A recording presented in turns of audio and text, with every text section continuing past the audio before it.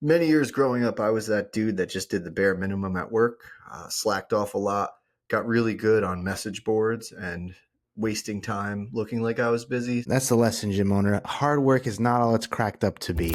Guys and gals who just are consumed with business and business knowledge, like leisure time is not spent reading another stupid business book about shit you already know. A lot of coaches don't really understand the people that they're trying to help, truly understand them. So where does that disconnect come from? And how can we overcome it? You probably taught 5,000 people how to do them. So you might look at this new person as like just another person that you have to tell. But look at their face after they get it. Look at the new skills they have. Look at how empowered they are to think, oh shit, now I could do some other stuff. Hello and welcome to Gym World Worldwide. I am your host, Mateo Lopez. It's a not beautiful day where I am, but it's raining and we all need some rain sometimes. And joining me is a very special guest, friend of the show, friend of hopefully life. Mike Doehla is in the house, in the building. And we're going to talk about a lot of things today. We're going to talk about how to scale a business and sell it. And we're also going to talk about building something meaningful, building a business around a mission of helping people. And how can you do that and make money at the same time? I think Mike has some interesting things to say. And before we get into it, Mike, how are you? I'm good. I love your comment about rain. It was meaningful. It was deep.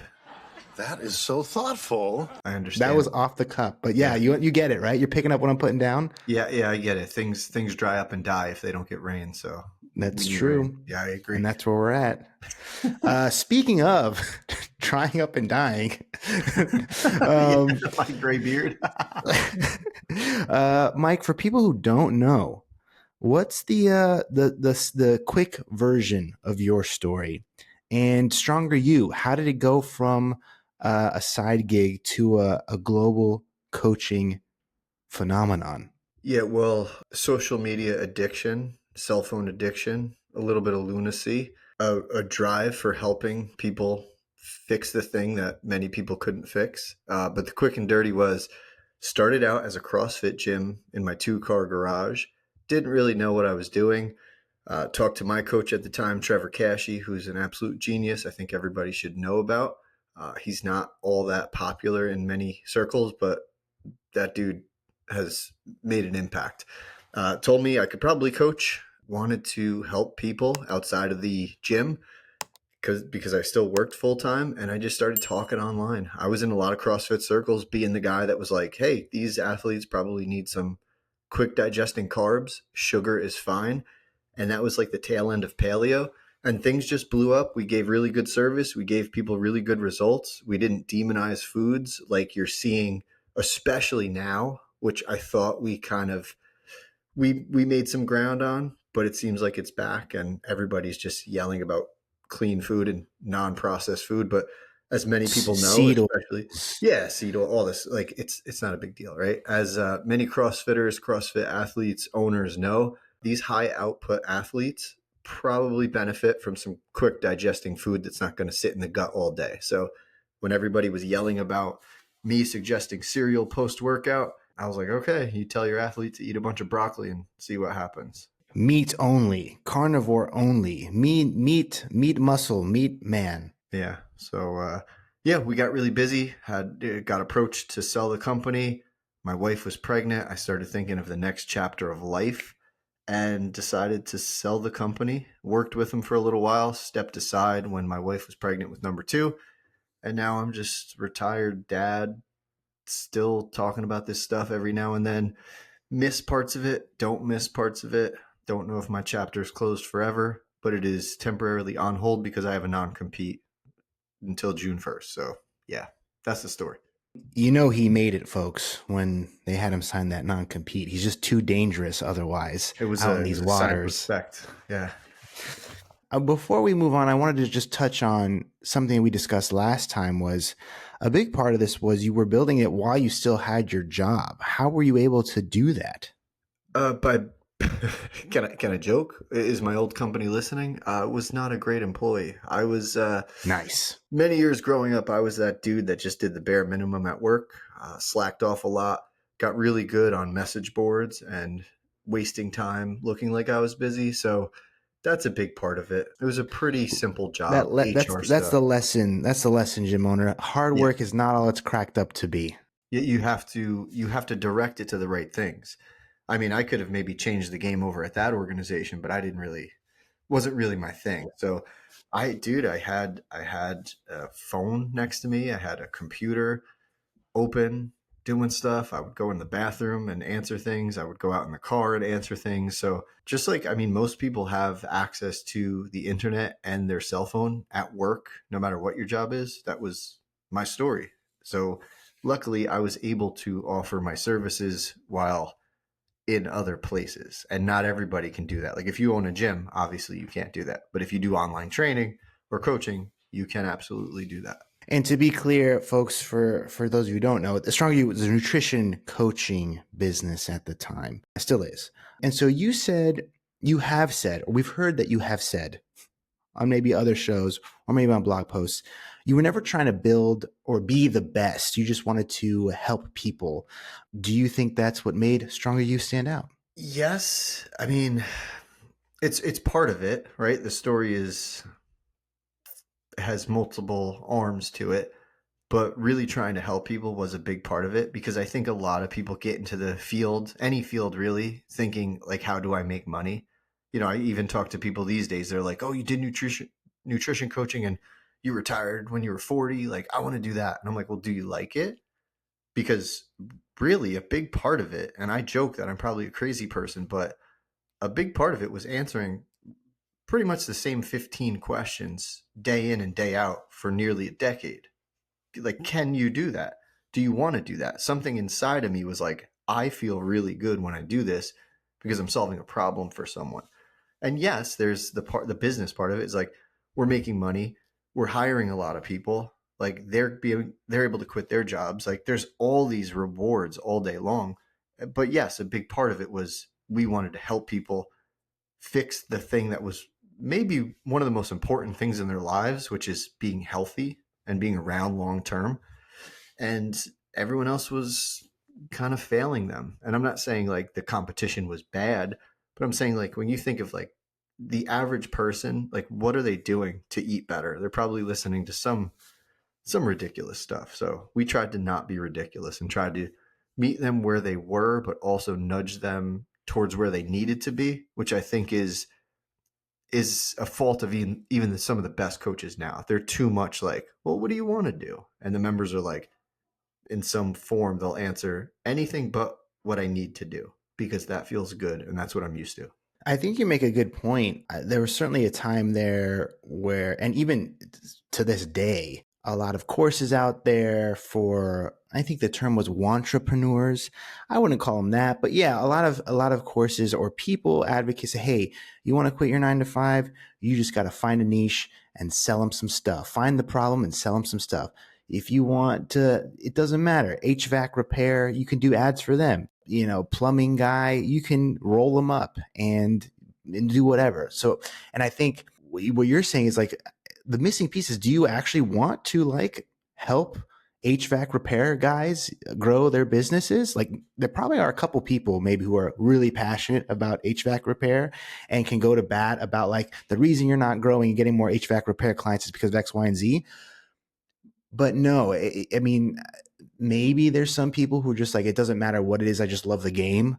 But I think for most people, the thing that's going to carry you through and give you that endurance that you need is that you have to be really passionate about the thing that you're working on and about helping this particular group of people with this particular problem, which I think is what you're saying. For you, this was inside of you that you just had to get out, and you would have been doing it anyway. It sounds like you would have been on those message boards fighting people about nutrition anyway. That's exactly right. And I think that's you make me think of a good example for the customers of the coaches and owners and trainers who might be listening, where we're like, I don't understand why they don't just do the thing that helps them. It's like because they don't like it. These people don't want to work out. They don't want to feel like they're in pain. They don't want to sweat all over the place. And yes, some of that is absolutely necessary, but that's why coaches have to figure out what people are willing to do, because they're not just like a career. If you pick a entrepreneurial journey, you have to enjoy it in some form.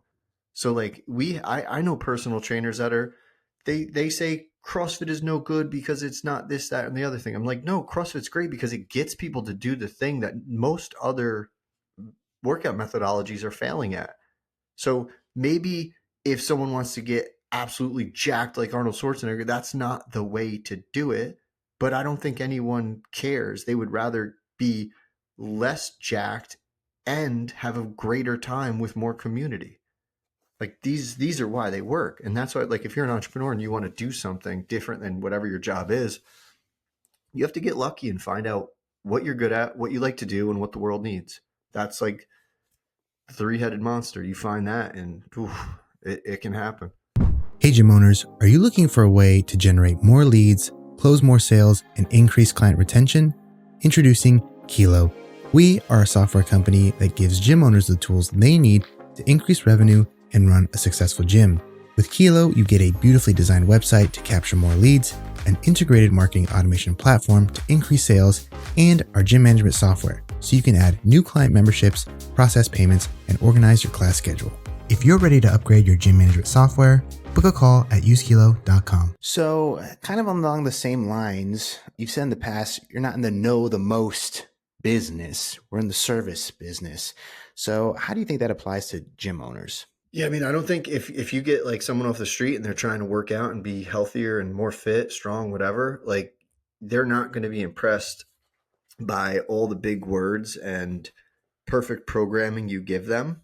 Like that doesn't matter. They're probably going to be like, oh, he answered my email quickly. Oh, she made me feel special today because she asked about my kid who I told her was sick last week. Oh, look, they didn't have that one thing I liked at my other gym and they bought that $30 attachment for me. Like these are the little things that people remember and come for. No nutrition coach, no fitness coach, no one in the actual fitness business does the best because they know the most. They do the best because people are happy around them. And that's a complicated topic in itself. How do you become likable and trustworthy? There's probably a million books on that stuff. Suggest picking those up before you pick up another exercise science book, because that's probably not what you need. I told people, and I'll make fun of myself, like at the end of the day, we got people to eat the right amount of food. None of that crazy biochemistry stuff really mattered for most clients. And I feel like that even goes as far as pretty high level athletes. That stuff doesn't matter. Consistently doing the I guess the essentials is what most people need. I used to get people, I had a Ninja Warrior dude who was top level who used to argue with me over email because I wasn't giving him specific enough instruction. I'm like, dude, you don't need that. Like, you don't have no idea how much you're eating right now. Your protein is all over the place. Your calories are all over the place. Let's get that in check. He's like, how much do I need before I do the monkey bars? I'm like, what are you talking about? Like, don't worry about that. And he took that, it's funny, as like bad service. So I had to realize that's what this guy wanted. But it's like, he doesn't need that. It doesn't really matter. And I guess along that same lines, like where do you see when gym owners are struggling with retention, what do you think is usually missing? 99% of the time, I would say it's results of some sort. Now, those results could be weight on a bar. It could be time on a rower. It could be abs in a mirror. It could be weight on a scale. It could be health markers at a checkup. It could be how happy they are with their friends at the gym. There's so many results, because what people don't realize about like group fitness is in today's world with like chronically online, people aren't doing things. People have kids. It's hard to get together. Like, we have so many local friends over here and we hardly see them because it's so hard to align all the time. So when you go to these group fitness places, you see your friends. So like the happiness you get from seeing your friends is a result that a gym owner can probably measure in some form. I don't know exactly the question or the survey, but it's got me thinking, like, what could that be as a gym owner? because results, and like a lot of people, because we were, essentially like most people came to us for like fat loss and performance. So if they didn't see the scale move, sometimes they'd be pissed. They'd be like, "Wait, I gave you money for weight to fall off my body. Where is it?" And it's like, okay, well, it's settling in. Let's see what's happening. What are some of the non-scale victories? So there's results all over the place, even in business. All these businesses are like, "Oh, well, my revenue's not increasing." It's like, okay, maybe it's not right now, but if you look at these metrics, everybody's satisfaction is higher. So just like fat loss, like if you do all the right things in eating, fitness, or business, like those results will show up. You just have to know what results you're looking for. Well, along that same line, I mean, I think some people, what you're talking about is, yeah, you got to stick to like CrossFit, the fundamentals, the basics, right? Often people are chasing new tactics, algorithms, artificial intelligence. You've said that the good advice sounds boring. Why is that? Because we're trained to, even since we were little kids, like if it sounds too good to be true, it probably is. But because of the industry and all the mistakes it's made and the trickery and all this stuff about you can't do this, you got to do this, it's got to be hard. If it's worth it, it's going to be hard, which is like everything is so absolute, and it's like, but why? Why does everything good have to be hard? It doesn't. It's just you just have to acknowledge what the hell's going on. And that's the biggest problem for most eaters and most fitness enthusiasts is they're not measuring the things. So like they don't know where they are, where they need to go. And now you have people that are trying to convince everyone that they don't have to measure, they just need to eat protein and fiber and everything's fine. It's like, yeah, but you need to acknowledge what they're actually doing, because when we used to get new clients, we would say, "Well, how do you eat now?" And they would just list like their Instagram feed. They would list all the highlights. I eat yogurt and egg whites and vegetables and fruit and lean meats and salads. I'm like, okay, where's the beers? Where's the wine? Where's all the M&Ms that you stuff in your face when you're watching TV at night? Why aren't you telling me about the 4,500 steps you're getting? Why don't you talk about the workouts you're skipping? Oh, you're sleeping 6 hours. Okay, like now we're getting places. So people just they don't know, and we have to help them find all that stuff. It sounds like we're drilling down just to the basics, the fundamentals. And I think, or I guess, what would be, if you could, 3 strategies that every gym owner or fitness business owner, entrepreneur should master? Follow up, I think, kind of just like, hey, how was it? How you doing? Are you coming tomorrow? Hey, you emailed me about my gym. Here's a quick email back to show you that I pay attention. Because I think in business, a lot of and I joke like with like plumbers and landscapers and all these people, it's like the job isn't just like the cut grass or the unclogged pipes. It's like how quickly I know you're going to come, and like my predictability of like do I have to be home at this time? And that's like with the gym stuff. It's like people join the gyms. Like most people are joining gyms because they want to look a different way, right? They want to look a different way tomorrow. So if you make them wait to respond, or you don't respond for a couple days, they're freaking out. So like it's almost an illusion of results when you can answer them quickly, because it gets everything in motion. On top of that, I would say adaptability as a coach. Even when I was coaching, like early on, it was like, I know this is the best thing. I think you need to do this. And I would put I would put too much emphasis on them doing what was best versus what was good enough.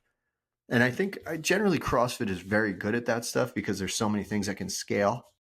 So if for some reason someone can't back squat or doesn't want to back squat, you get to the root of those things. But if they can't do it or don't really want to do it and they're about to walk out of the door, you could give them something else. On top of that, probably cleanliness of a gym. There's a lot of I think it was more acceptable back in the day to have like dusty, old, rusty spider webs everywhere and things like that. I think in a world of like franchises and everything corporate and quality standards or assurance, like you have to be a little bit probably neater and cleaner. Yeah, those are the 3 I'd probably go with. And kind of what you were, I'm thinking about it now, what you were saying before about, drilling down that client who, yeah, I eat yogurt, yeah, I eat egg whites. I'm not seeing results. Like, well, are you really? Like, what about the other stuff that you have not told me about yet? I guess it shows to me you've done this a lot and you kind of really understand the client you're working with and the type of people who come to you for this help, for nutrition help. And I think I've heard you say similarly, a lot of coaches don't really understand the people that they're trying to help, truly understand them. So where does that disconnect come from? And how can we overcome it? So, in many ways, these people are polar opposites because someone who is a coach is usually really, really into this stuff. They like live and breathe fitness stuff. They might not say that because they don't want to sound obsessive, but it's like a big part of your life, and even mine to this point is about being like healthier, right? Like I sleep well, I eat pretty well, I work out, I walk, I do all that crap. And most people are just like, I'm not worried about that because I'm worried about my family, my job, my kids' schedules. I have to get gas in the car in the morning. Like there's just all these stresses, money stuff. So like more fitness stuff in the average person's life who maybe, and I see it better now that I'm a parent, is these people might wake up at 6 and they might not be off the clock until 9 o'clock with their family and their job. So it's like, so now you're saying you have to get to bed by 10 o'clock because you need like 8 hours, 7 to 9 hours, whatever it is. And you have to work out at some point. So now people either have to take a shorter lunch, they have to wake up at 5 a.m., which sounds like hell. I'm sorry, everybody that likes 5 a.m. workouts. Or they work out at 9 o'clock. So now they don't have time with their partner who they didn't have enough time with anyway. So, like, you have people who don't want to do this stuff or can't do this stuff really going to battle with people who absolutely make this stuff top priority and then work everything around it. So, I think we just have to think as other people. We have to think about what could it be like to not be a fitness person. And that's why I think when we would hire coaches, some of the best coaches we've ever had were people who had some sort of journey themselves. It wasn't like the nutrition or science nerd who knew they were going to be this forever. It was someone who maybe lost 40 pounds and was like, I'm a busy mom. This was hard for me, but I know how to get people to do it now. And they were the best coaches. They were the favorite coaches. They did the best for people. Their clients got the best results. They were the most empathetic. So I think we just have to look at people like, like we're them at times and understand what it's like. Because I tell coaches, do you like knitting? And they're like, what the hell are you talking about? I'm like, imagine someone telling you, you got to like knitting, man. You got to do it at this time. You got to do it like this. And you're going to get the really cool, nice blanket and you're going to be all warm. People are like, I don't want to do that. I'm like, yeah, that's it for the average person. They don't want to do this. Kind of sucks sometimes. And you mentioned empathy when you're hiring or looking for talent. I mean, can empathy be taught like other SOPs, right? Yeah, I don't know, man. I don't know. I'm not an expert on the psychology of it, but I would say if it can be taught, I'm not the one that's going to waste my time teaching it to somebody. I would rather find a coach that already has it. So I was always big on, and I think most people should be big on like the person over the credentials, because in a lot of these things, like you can get the certifications, you can get the education. You could lock me in a room for 3 hours and I could probably tell you everything you need to know about nutrition coaching and what most people need to worry about. I can't make you into a person who cares about strangers in 3 hours or 3 years. I think you either have that or you don't, based on human conditioning, nurture, nature, all sorts of stuff. So, yeah, I don't know if it's teachable, but I think a lot of people fake it. I think that's a thing. Sure, sure. Yeah, I mean, if you want to try Um, that. well, so, and yeah, we're talking about some of the best coaches you found were actually people who are in the program and can put themselves in the minds of the person you're selling to. What would you say to gym owners who say, I can't really find any good help, or I can't find this person that you've just described? Yeah, that's so I think about that a lot because there's a local fitness franchise close to us who has a lot of trouble finding and retaining coaches, because I think generally we're not in an area with a ton of fitness minded people. Those careers don't always pay the best, so people are kind of in and out until something else comes up. In that case, I think you have to try to find like top members and try to train them up, see what their story is, see if they want to do it. Because we were lucky, and I don't have the best advice for this stuff, because we hired online. Like I had coaches in Bermuda, Australia, Canada, like all over the country. So I didn't have to have people right down the street. If I had to do that, I don't think we're talking right now. I don't think this story would have been what it was. So I think it's a lot harder when you have a physical location. But I think looking internally and identifying people who could be that maybe in the future is number one. If you're doing well enough and you could have people move or relocate, great. But I'm probably not the best one at answering that stuff. I'm sure you guys probably even have way better information on that. No, I'm asking because I never cracked the code when I had the gym. But yes, I think the moral of the story is it's hard for everyone. And you have to balance. Like you might find like one of the best people at programming, but maybe they're a little rough around the edges. So like, and Right. we've Right. had situations like that where you just have a few conversations and they're like, wow, yeah, that I should have added an LOL after that. And I think LOL is like out of style with all the young kids now. But like if I was like gonna say something, I was like LOL or smiley face or whatever the hell you can do to make it come off easier. But Yeah, I don't understand what the youths these at 6 and 7. I don't understand it. I never will. You I know. think it just means like cool, like awesome. Hopefully, Yeah. that's what it means. They're probably talking crap about us. Yeah. So we're talking about hiring at this point. You mentioned you knew the moment when you've talked about the moment where you felt like, hey, Stronger You can now run without me. And this is a business that is, global in some respects, right? It's online. You have people who are working for you all over the place, all remote.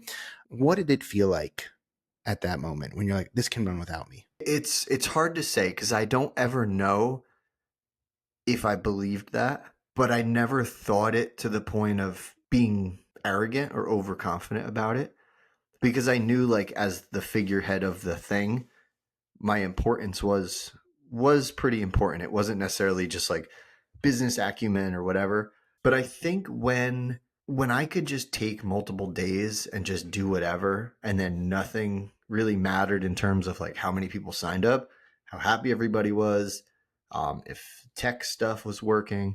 So like once you hire a few people and they're making decisions and things like that, you're just like, wow, this is cool. But you kind of feel in a way like unnecessary at times. You're like, well, I could do this. And I remember when I quit my real job and I hired our first few coaches, I remember talking to Jason, one of our first coaches, and I was so paranoid. I was like, I would get an email from a new client and I was like, okay, so my roster is full as a coach. So you're going to work with Jason. And I was like, they're not going to do it. They're going to quit. They're going to ask for their money back.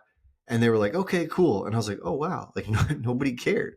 Like it wasn't me that they needed to coach them. It was the system. And I was like, oh, that's cool. So that was like, I think when I knew I could step back a little bit, and I never knew that was the plan. I always just thought the plan was I'm just going to coach a bunch of people online. And once I quit my full-time job, I could just do more of it.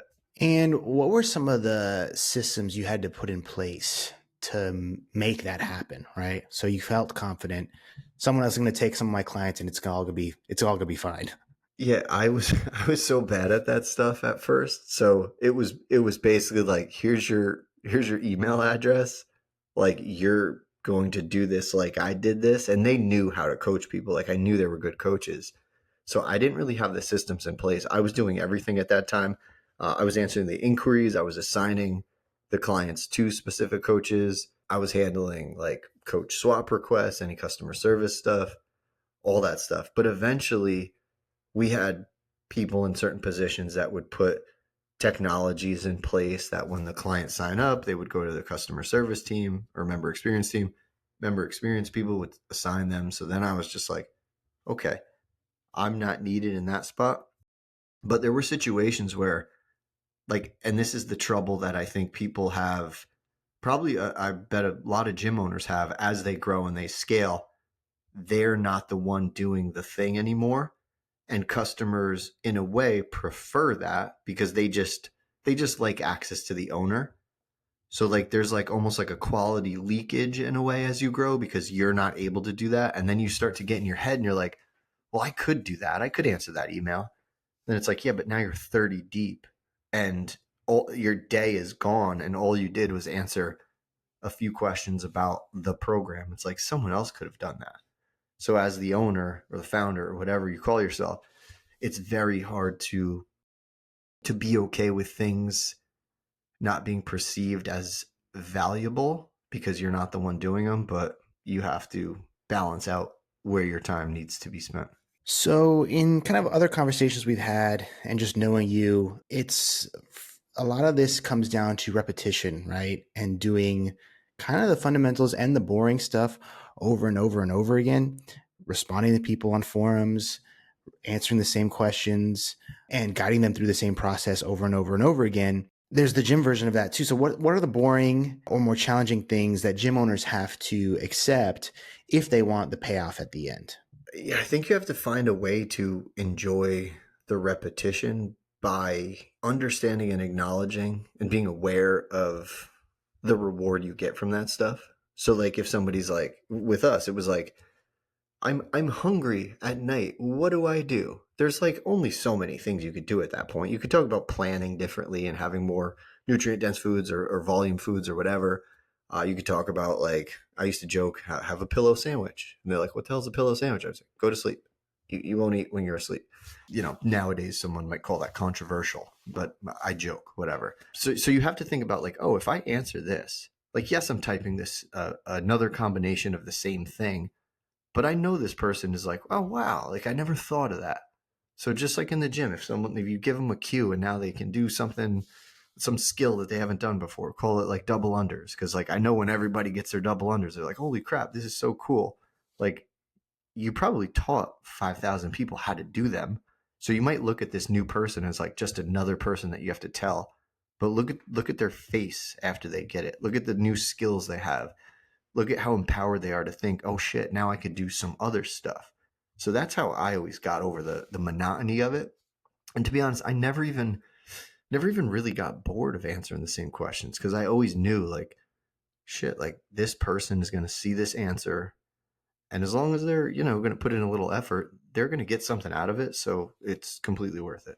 So, Stronger You, massive company, you ended up selling it. Leading up to when you announced your quote unquote retirement, how did you know that it was time? How did you know it was that? What was the moment where you're like, yeah, I think it's time for me to do this? So it was pretty much it gradually went from when I had any time to do anything, all I wanted to do was talk about and do this stuff, to like waking up on a Monday and being like, I just don't want to, I just don't feel like doing this. And when you sell, it's things are supposed to stay the same in a way. Everything, oh yeah, we're just gonna keep doing what you did, but better. Things start to change, new management in place, feeling certain ways about certain things. I'm just like, I don't need this. I'm gonna just walk away. And you feel guilty about it because you're walking away from people who were dependent on you. The status of the business might not be where you thought it would be. So you feel like, well, okay, like the big guns have to take care of this. So it was just kind of, I don't know, wanted to see what was next. But you kind of, when you know or you think it, that's when it's time. Like that feeling is real and you have to accept it.